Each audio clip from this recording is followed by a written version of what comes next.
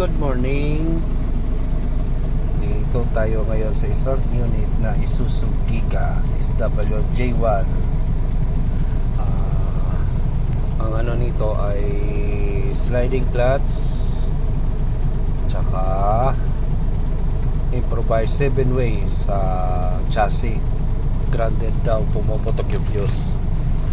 Ito, check ko muna tong unit nito kung gaano kataas yung level ng releasing ng pedal, kasi doon yan nagkukos ng sliding clutch kapag tugod na yung finger sa release bearing.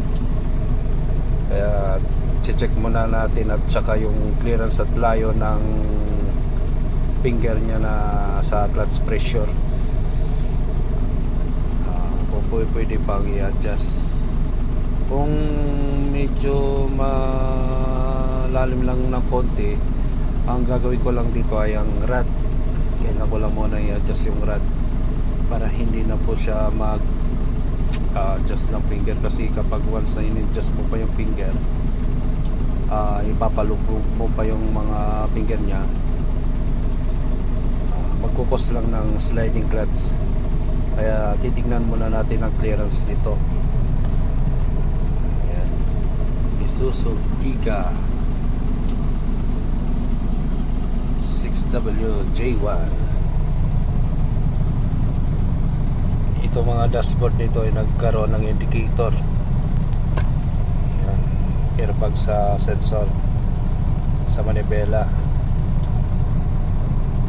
Ito shift menu. Pagdating dito, IESC. Ayan.